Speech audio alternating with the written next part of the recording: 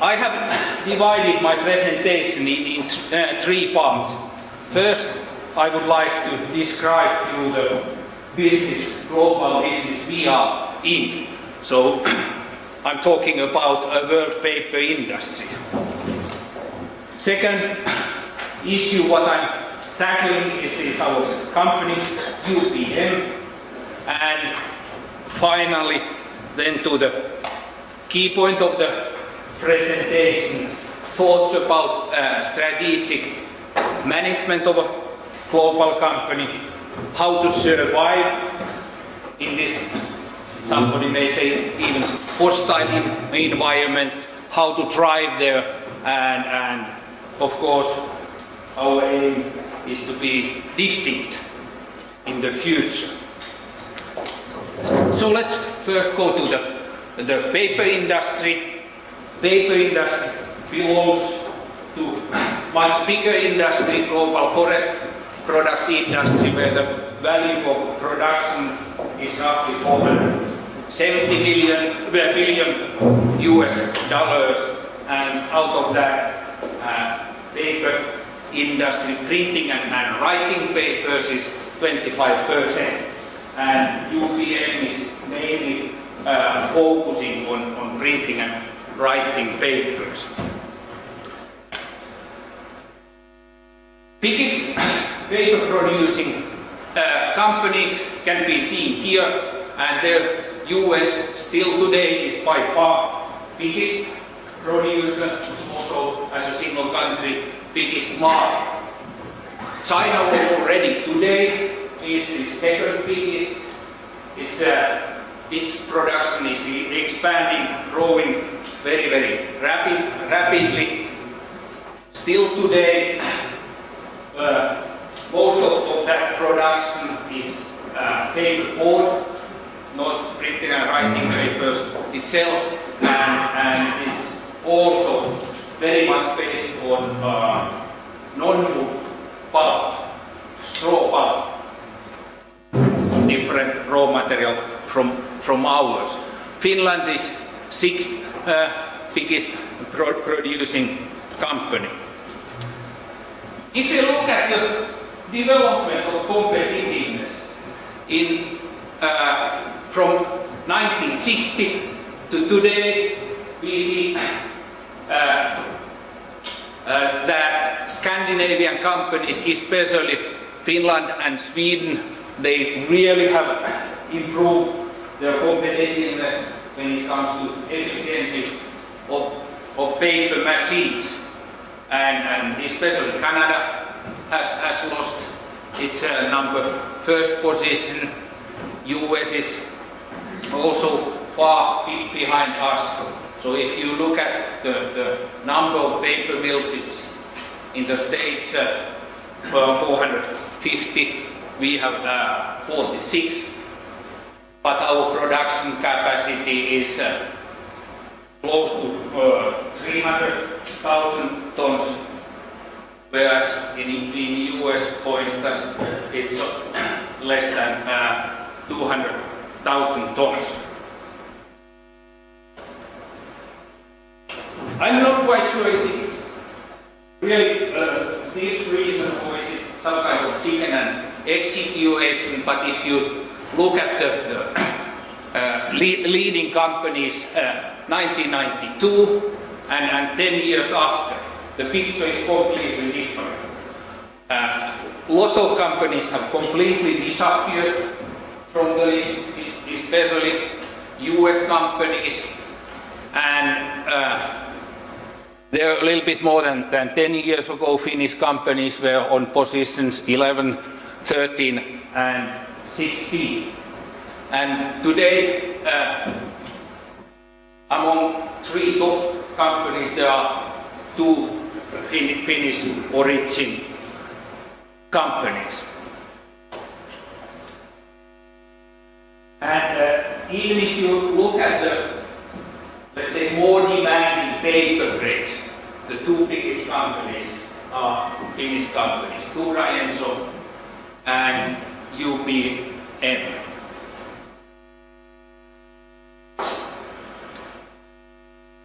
Maybe one reason for this development is a very, very strong forest cluster here in Finland.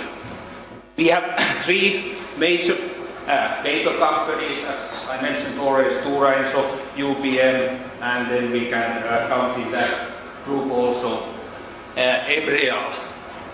And then we have leading paper machinery supplier in Finland. We have two big chemicals, paper chemicals companies, leading world-leading paper industry consulting company, research, joint research center, and so on.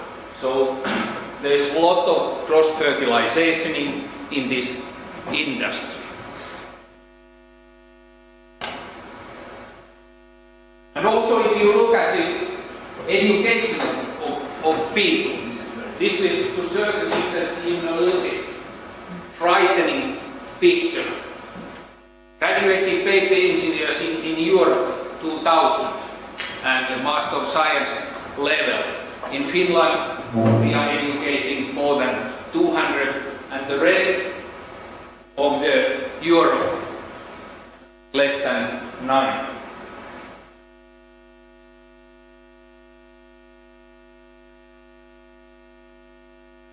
Any questions of paper industry structure and companies there before we go then to our fatal question? Is the industry going to exist also in the future? Yes, can you tell us in which countries you have activities, or what kind of activities you have in what countries? It's coming a little bit later when I come to our company. And you are global, you are in many countries. Yeah, for instance, paper mills we have in Finland, in Germany, in France, in UK, in USA, in Canada, in China, and then did I remember all? Okay, I'm coming back to that, but I would say that really there are basically, that's a good question in that respect, that basically there are only two global paper companies in the world, and they are Stora Enso and UPM. Even if IP is second biggest paper and board company, and if we take IP as a forest company, it's even really number one. But they are very, very regional, still concentrating on North America, just having a couple of mills in Eastern Europe. One of the questions that intrigues me, bringing up some of your question you asked there, is not so much whether it's paper that's going to disappear, because I don't know about the rest. Never mind the paperless office. I think I use more paper now than I've done in the past. I think the question is whether it's going to be the printed word as formally printed, or whether that's going to reduce in terms of books, newspapers, journals, and so on, because it will be available through the internet, and that will shift to the personal printed. And I'd be very interested to hear what your view is in that. Okay, we, especially after the .com boom, even our own young talents in the company said that we are improved business, be careful, diversifying other agents. And we put a lot of effort really to study this issue with different methods. And here are some findings. First of all, looking back, using this kind of really traditional strategy analysis, looking back, paper demand has been growing quite steadily and very much in line with GDP development. You can see nearly the same figures as GDP has has been developing.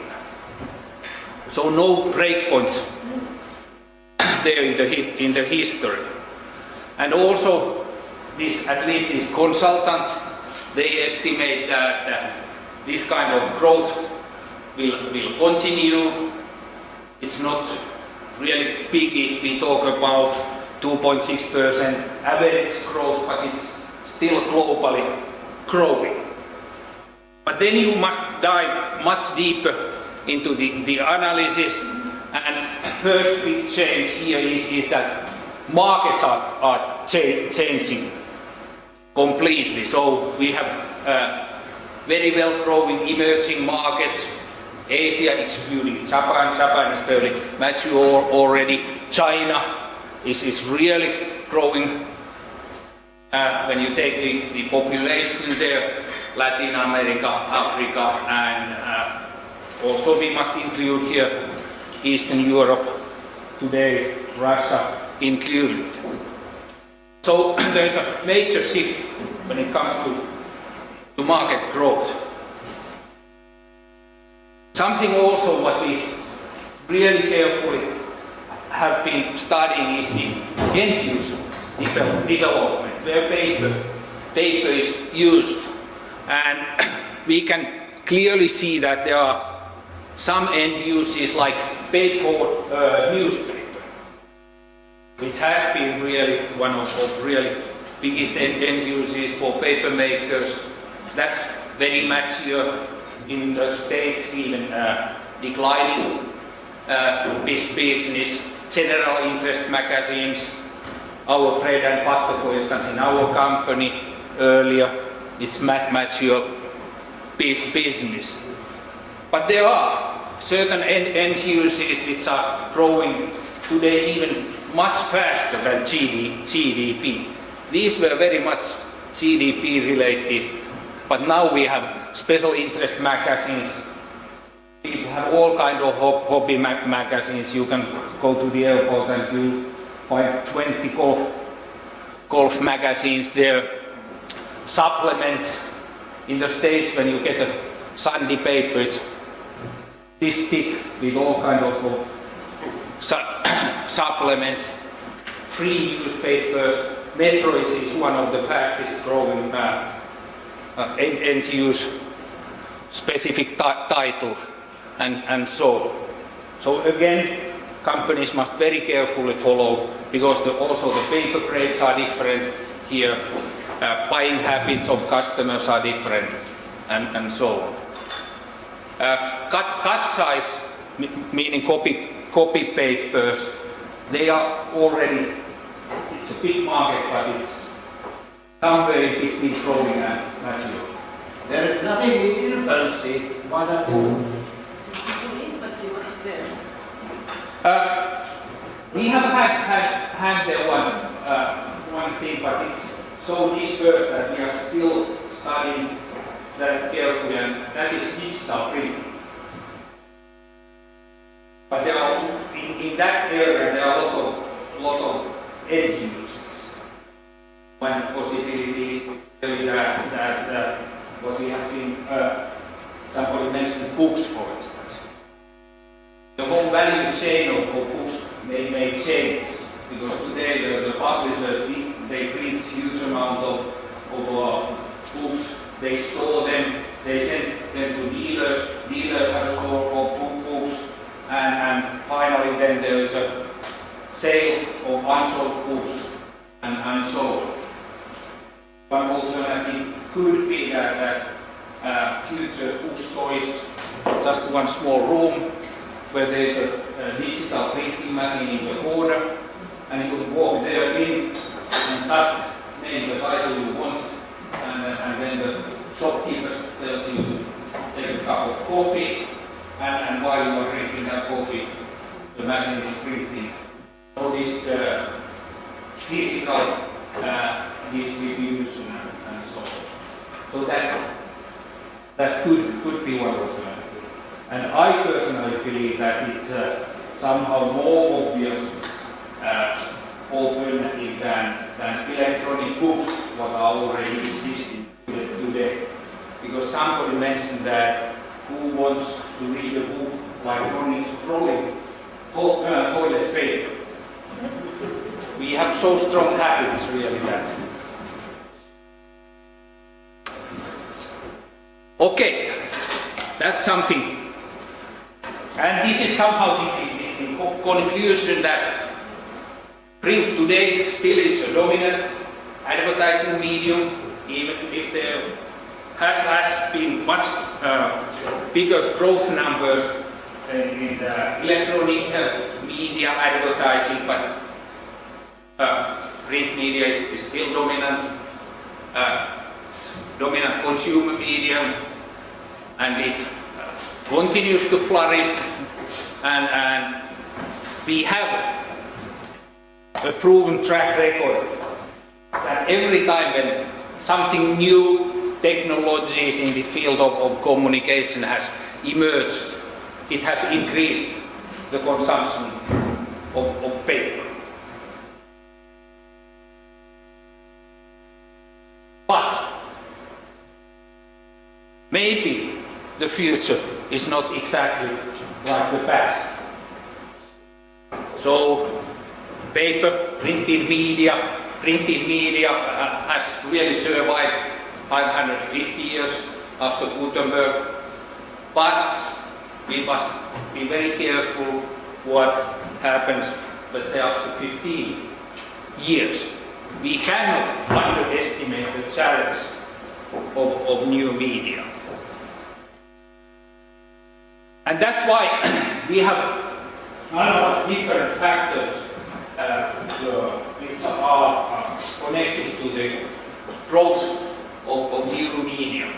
Technology, there are a lot of technologies available for new applications, new services in the field of communication. But even more critical there is human behavior, how we behave. And I think at least my generation, really, I want to read things on paper. But what happens then when our kids who have from very young started to use computers and doing everything with computers? Can that be a breakpoint there? And finally, we also must study the commercial implications. During the .com boom, all our customers went to e-commerce and all kind of e-publishing and so on. And lost a lot of money. They didn't have the concept how to get money out of that.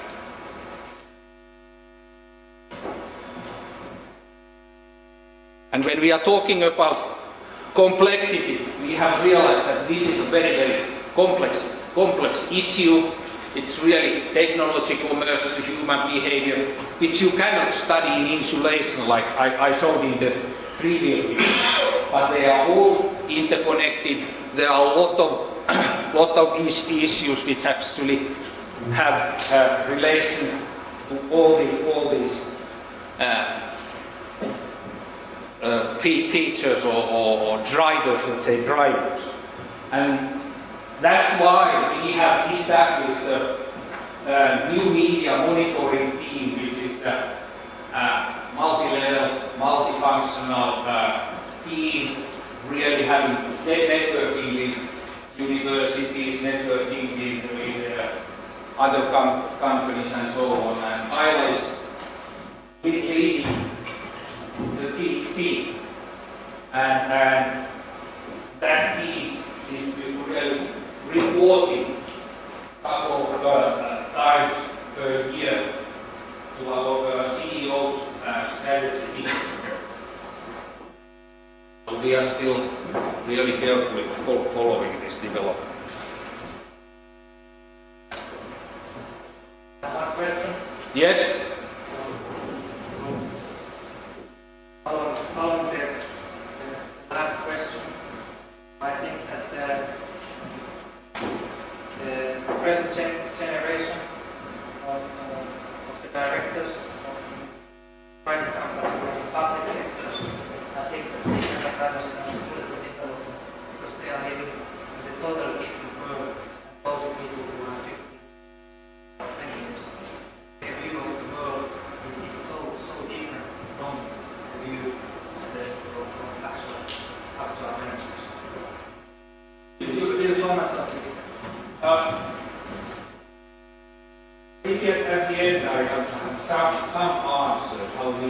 we have realized that project. Because in our executive team we still have persons who cannot even own laptop. So I come back. Okay, maybe that's the really biggest and most complex challenge, but if you put all these other challenges and think them simultaneously, because they are happening simultaneously. I tried to draw a slide where there are somehow mixed consolidation of competition, few and larger players in this industry, as you saw earlier. But we also have new competitors coming from the world of different business ethics, coming from the world of different financial thinking and so on. Question is how to compete with. I mentioned already new markets, changing customers and their requirements. I'm coming back to that. New sources of raw material. Recycled fiber has become really more and more important here. There's time to time even shortage of that. Also, not anymore Finnish forests are really the success factor for paper industry. You should go to, like we are now going to Uruguay, really to get cost competitive fiber. Product differentiation is decline of paper-based paper. Even our new competitors can make excellent copy paper and so on. Distribution patterns. And last but not at all least is really increased importance of corporate responsibility in very many respects.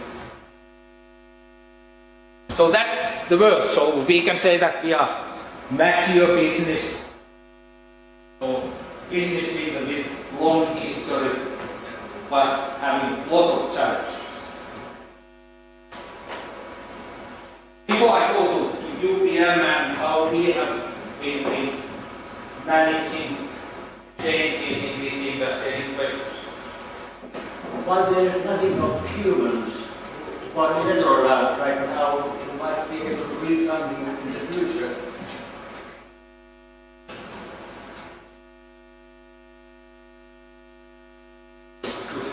Good question. That is something where we are all the time trying to put emphasis.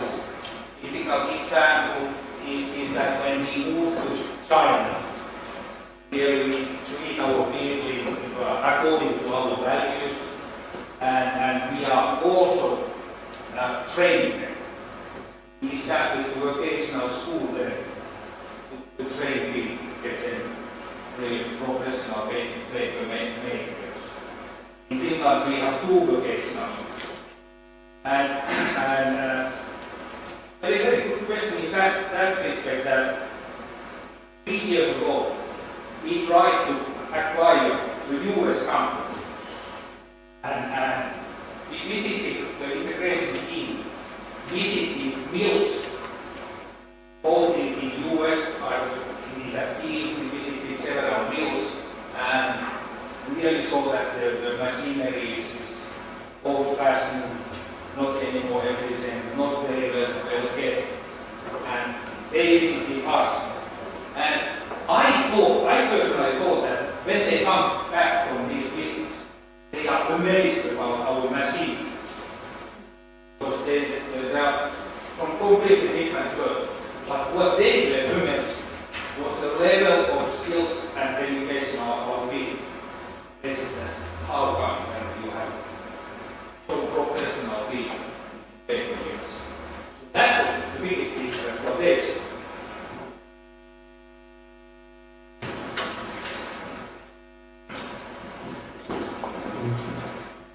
How about you brought the new sources of raw material? How about the bio-waste, using bio-waste to use that on paper mills? As I heard, there's a paper mill in Germany that uses bio-waste to make paper.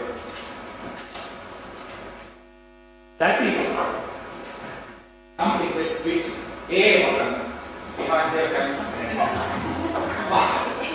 It's not fair to throw it. Because I can answer. Well, using biowaste, yes, it has to be the strategy. Of course, but in a way, it's not anymore a question of future because it will be an EU directive. So it is in the coming years, but in a way, in the sense, it's not future. It's just coming. It's something that we must do. And the implications for forest industry itself, what do you think of it?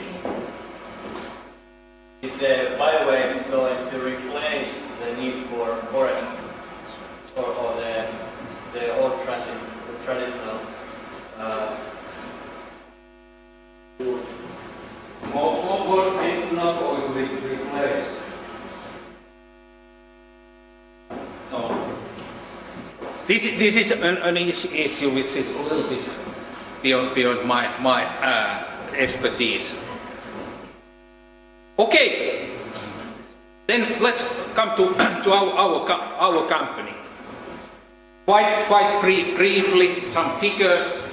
Our turnover is around 10 billion euros, and even if we are a global company, still our core is in Europe, because our European business is 3/4 of our total turnover. But other areas are growing faster than Europe. We have 5 divisions. We are in magazine papers, where we are number 1 in Europe and also number 1 worldwide.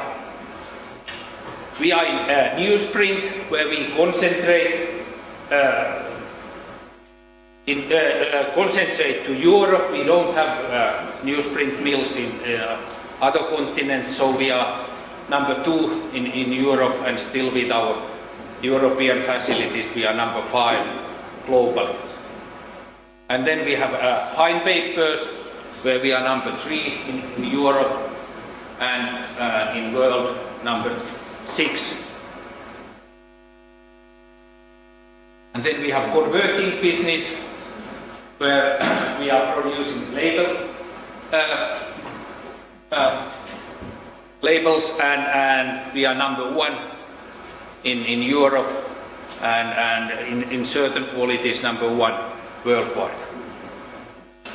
And finally, wood products. In plywood we are number 1 in Europe, and in sawmilling, in timber we are number 3. But even if we are number 3, our market share in sawn timber is 2%. So it's very fragmented, and that's not our core business. We are doing sawmilling only to guarantee the fiber supply to our paper mills. So here maybe is the answer to your questions when it comes to paper. Our paper business, we have 22 paper mills. Oh, I forgot Austria. There. And sales presentation in 55 countries, and around 3,000 customers. Our history is colorful, but as UPM, pretty short, because UPM was formed 1996 by merger of United Paper Mills and Kymmene, 2 big Finnish companies. But our roots go more than 150 years back. But this is one challenge, also big challenge to management. And I come back to that challenge. We already now, within our short history, less than 10 years, we have implemented or had three different business concepts in our paper business. First one being production orientation, some kind of traditional paper industry strategy. Then we made a big change effort, change process to become customer-focused company. And today we are talking about business designs. So the first one, traditional paper industry, was very much this kind of commodity business, papers business, you just deliver with market price. There was product push, production excellence, and the company was really formed from very independent profit centers. Where all our mills were profit centers. In some cases, very badly competing against each other. What we achieved by that, by doing that and really having a long history of this traditional paper industry, we have developed one core competence in our company which we call high technical paper manufacturing skills, and on top of that, ambitions. All our mill people, they want to run world records with their machines. That's some kind of very tough competition. Who is now running fastest, most efficient? So as a result of that, this is again an analysis made by outside consultants. We have the best assets, especially in magazine papers when it comes to the age of the machines and production capacity. But that was not enough. We had, and our top management realized that we have still challenges. We cannot survive just based on machine efficiency and production orientation. One big challenge was that really this merger, Kymmene and the United Paper Mills, and on top of that, then Finpap, the Finnish sales organization of paper companies, these were merged. And they were very different cultures. Kymmene was already a little bit, let's say, more customer-oriented company. They were talking about customer focus. United Paper Mill was real paper engineers, heavily putting all the efforts on width and speed of the machine. And Finpap was some kind of, I'm here a little bit nasty, but I have been using a word, it was second embassy of Finland in big cities, next to Queen office and so distributing excellent Finnish paper.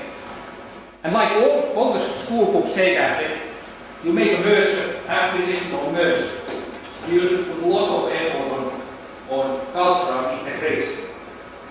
But here, in the very beginning, nothing was done. Somehow owners decided to put this together and start to work and make profit. So after 1 year, we still had, in our company, we had Kymmene people, we had United Paper Mill people, and we had Finpap people. So management realized that that cannot continue. And the company was really, how I have described it, it's non-integrated with lot of decentralized decision making. So some kind of chaos to manage as a local company. But also a lot of pressure came from customers. So customers were getting bigger, customers were getting global, and customers were not at all with the service level what paper industry, how paper industry treated them. Here are some comments of a customer interview. Customers were worried whether we will deliver at all. They had difficulties to buy cross-divisionally. They had found us unresponsible to deal with. They had to cope with price volatility. They didn't trust that we recommend the best product to them. This is the result of customer interview. And of course that was a shock for our management to hear these kind of comments from customers, and you believe that you are the best paper company in the world. Fortunately, the comments were exactly the same concerning our competitors. So this was some kind of service level of the whole industry. Industry treated customers so that customers didn't go up and get angry. You are just on that level. So we saw that here is a very, very big change. Somehow to change the rules of the game in the industry.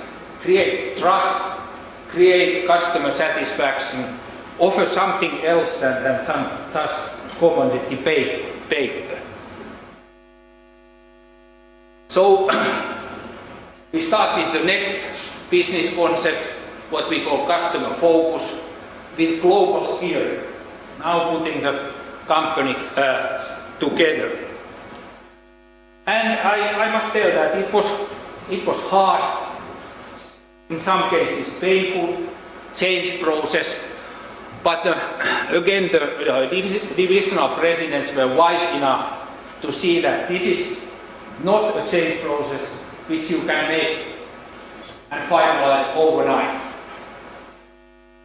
This change process was started January 97, and already then it was estimated that it will last beyond 2000.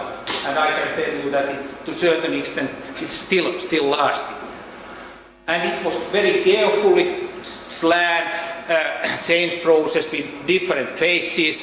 First, the top management really laid the foundation for change.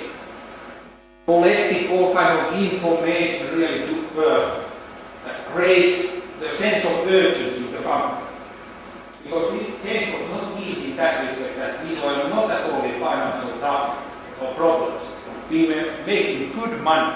Market was good at that time, and very many people came to us and asked, why else should we change? We are making extremely good profits. So we collected all kind of customer information and things like that, really to prove that there is a need for change. And we also showed the potential, that there is a great potential. Then management vision, the change, defined our strategic intent and things like that. Then 9 months was spent in planning concretely what should change. This is a phase which management very often skips. That they get an idea that we must become customer focused. And then they go to their organization and say, change. And everybody thinks, what should change? I don't know. So we plan carefully. We plan how our sales and marketing philosophy should change, how our value offers to customers should change, how our training, here we come to the people, how our training, education should change, organization change, and so on. And then in May 98, this was launched to the organization and the change started. So during that process we have now unified our strategic frame. This is same for the entire company.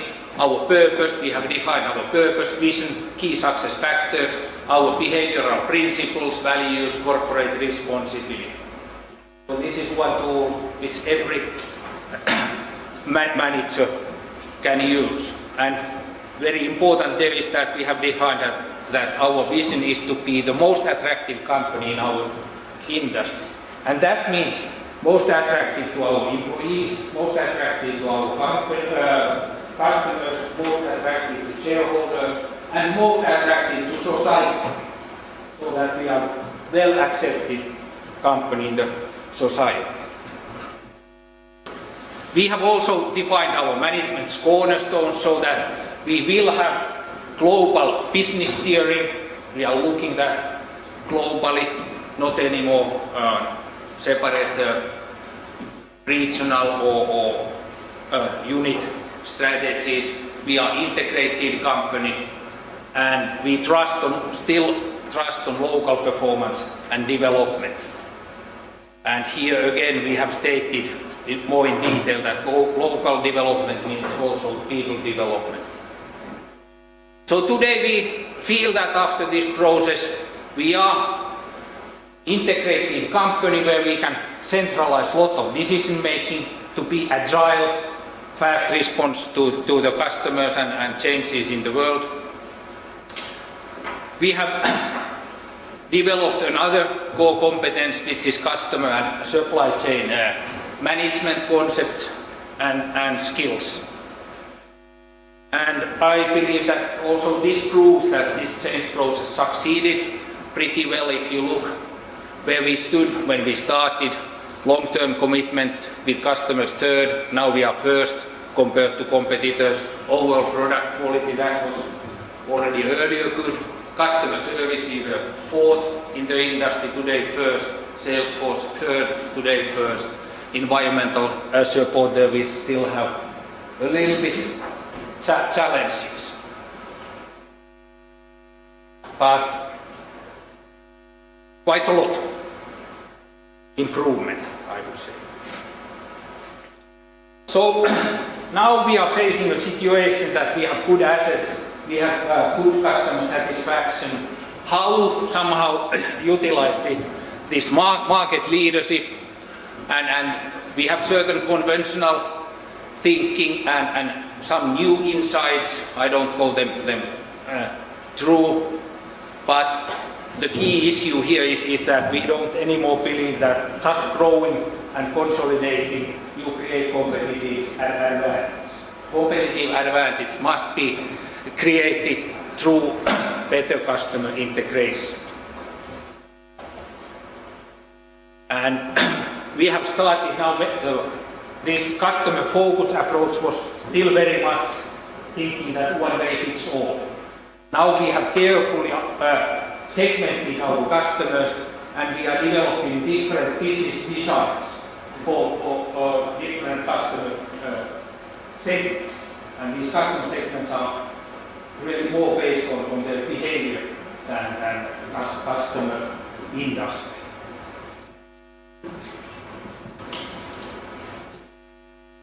So this is where we are today. We are entering this development phase of business designs.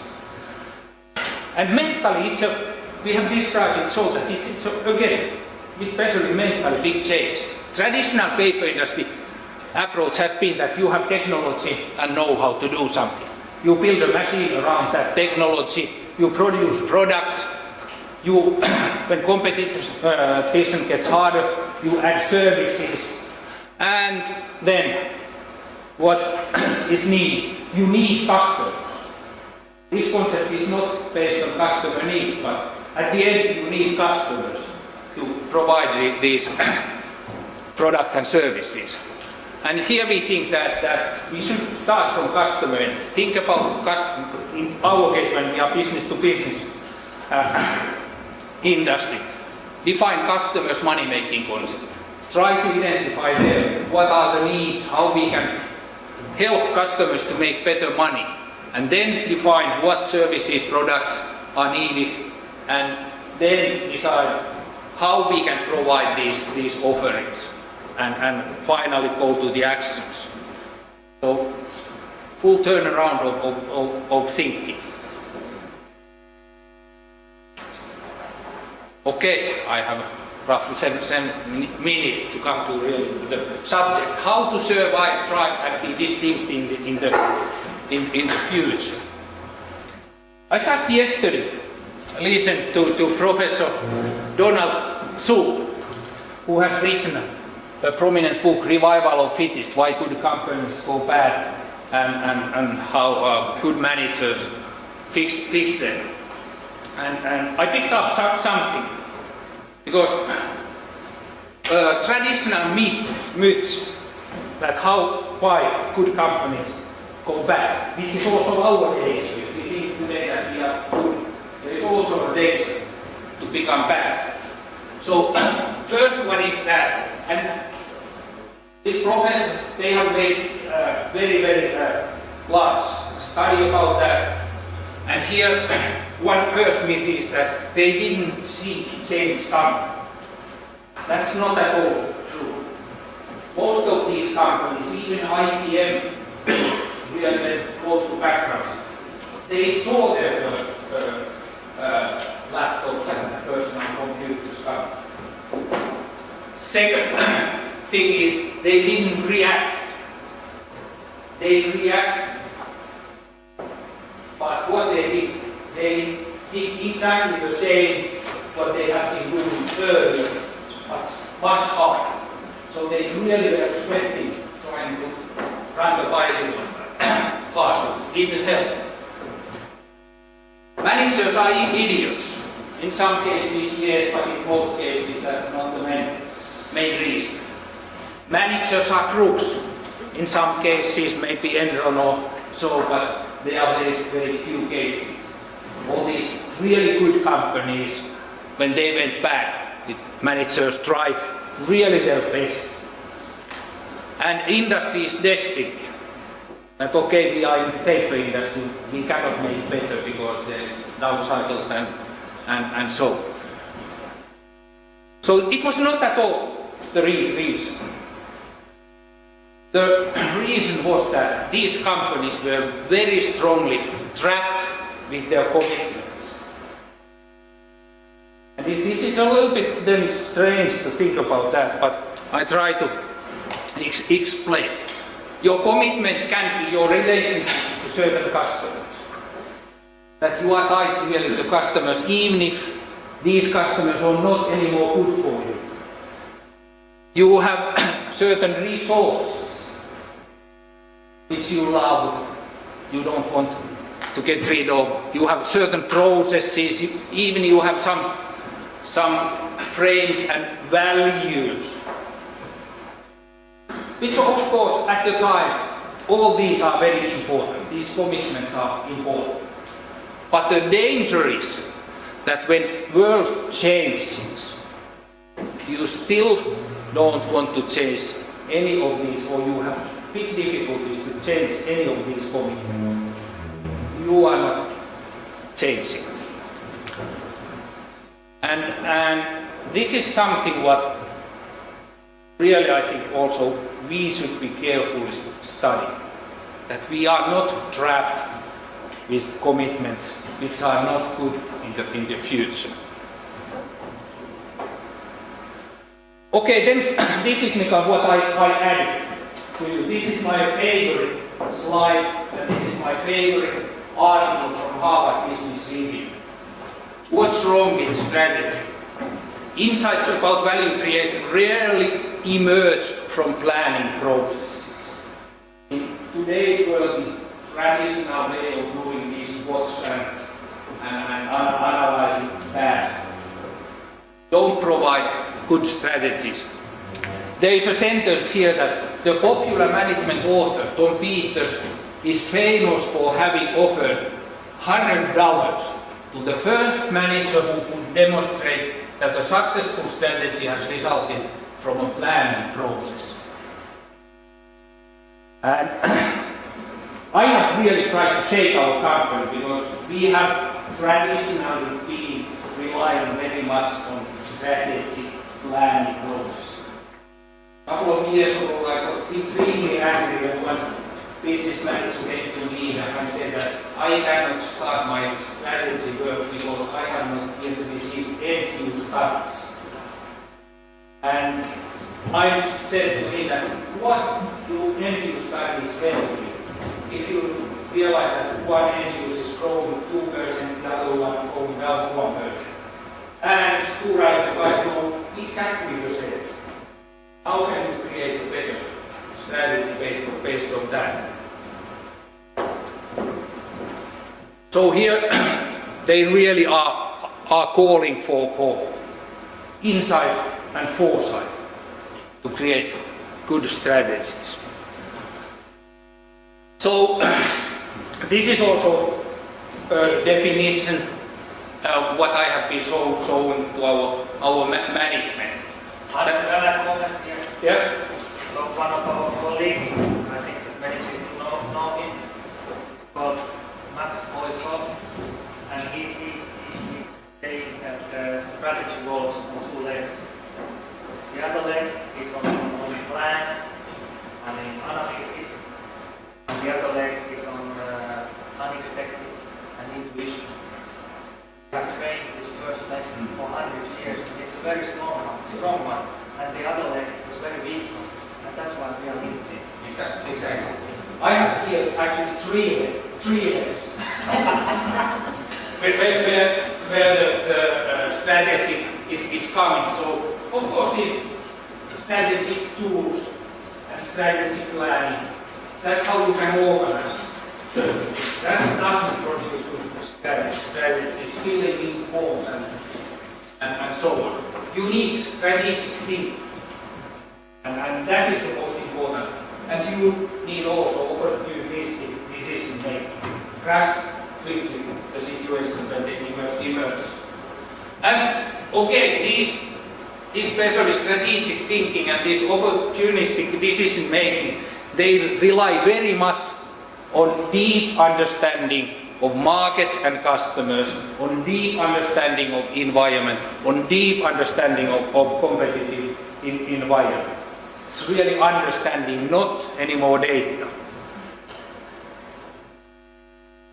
So what we have tried really to do is to jump from this kind of forecasting type of strategy development towards strategic management, where you create future. And that jump is extremely difficult, as I described. A lot of people still rely on that kind of analyzing. I can predict the future. And this is how we have defined our strategic management. There are three elements. It's continuous learning. Continuous learning from everywhere. Manager should every Friday at this time around close his eyes, think what have I learned from customers, from competitors, from the environment and so on. And it's continuous strategy development, and of course the big challenge is implementation.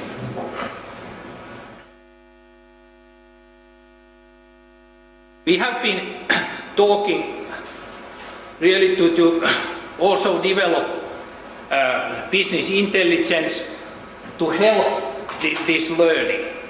So very often business intelligence is just some kind of scanner system gathering data. But you need also a foresight group really to somehow I would like really to have this kind of team to create it with different tools and approaches, create foresight and then help top management to make decisions. We have practiced also on very top level, on CEO's level, scenario work.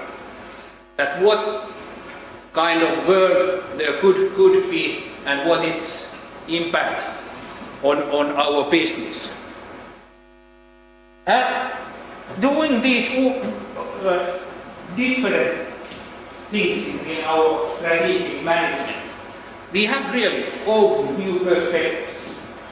New perspectives, for instance, competitiveness. Because competitiveness traditionally has very much measured from customer perspective, price, quality, service, etc. And usually their time horizon is very, very short. You are making your strategies for 3 years, max 5 years.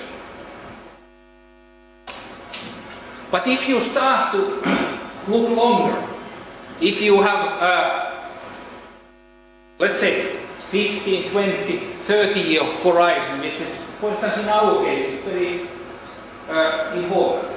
Forest here in Finland is growing to be cut in 40, 50 years. Also, then so references for competitiveness become different. And also number of stakeholders are increasing. And elements of competitiveness are increasing. So in the future, this is, by the way, business is all about competitiveness. Customer perspective is still important, but longer term corporate responsibility issues become more and more important. The biggest magazine publisher, Time, one of their main criteria to selecting a supplier is that it has very, very high business ethics and it's environmentally responsible. They have one full-time executive level fellow who is really going and checking possible suppliers, and fortunately we are among those. But there, number one, you are dropped out of the supplier list if you are not meeting their requirements concerning corporate responsibility issues. So, if we only talk about traditional business strategy, stakeholders, shareholders, suppliers, customers, horizon is 3 to 5 years. But if you look really longer, 15, 30 years, there are NGOs, different type of groups. There is United Nations, there is your home country and home countries, I would say. And really dialogue increases, pressure increases, and some companies see that as a threat, but we are seeing that also as a possibility. That if you are willing to open this dialogue, you can identify long-term competitive elements in your business. And something what we are just now discussing is that, okay, we were quite successful with customer satisfaction and customer approach. But is it so that in very long run, companies cannot even survive if they are not treating their customers properly? And can it be so that if you have a sustainable approach to your resources, like we have forest, energy, pulp, can that differentiate companies in a positive way?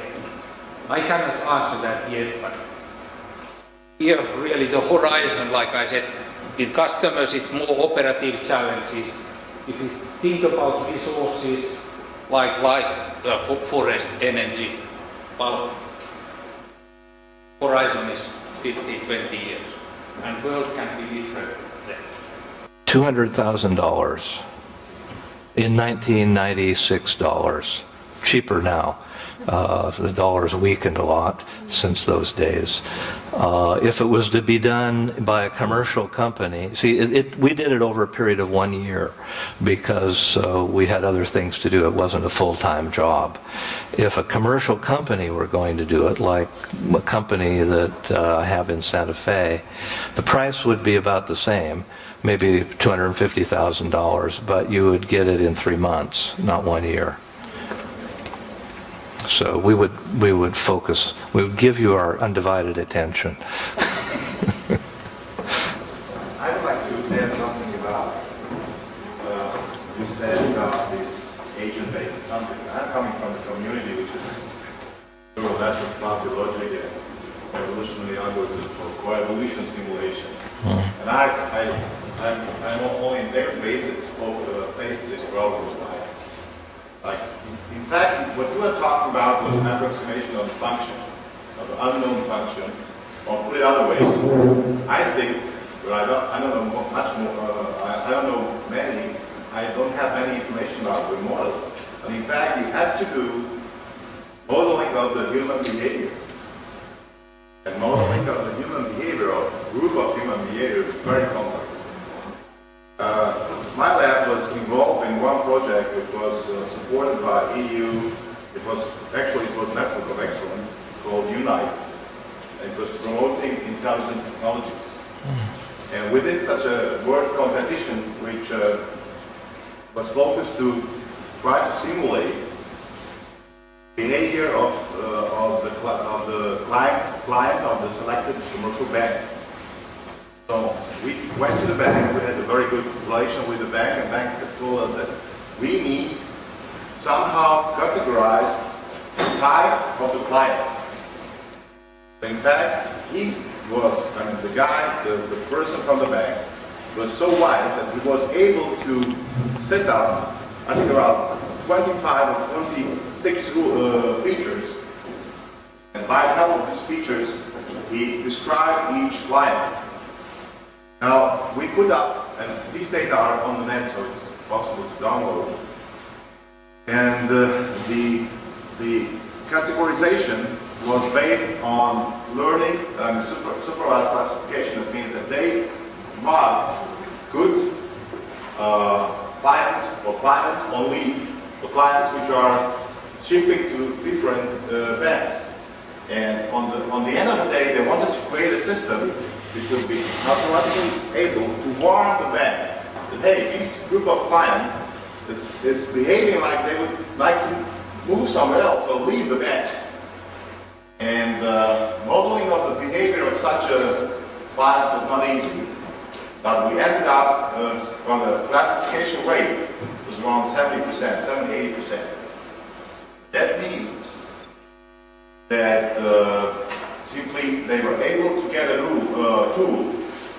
But there are different type of tools, and these people around the world, they were using neural networks, fuzzy rules. These rules what you are talking about, it's able for creating the fuzzy rules for data mining approaches. And this what was, a very good school for me was that what is most difficult in this business is this communication with the company. Because you are not selling the plug-and-play system, you are selling a solution. And so from that point of view, it is very crucial if the company which you are working for is able, is willing to cooperate with you, with a group, with a lab. But I would like to end up, these are comments, I would like to end up to two questions that if the system that you are selling is the system which are adapting to new situations. That's the first question. And second, that's very crucial, how do you measure the quality of the system?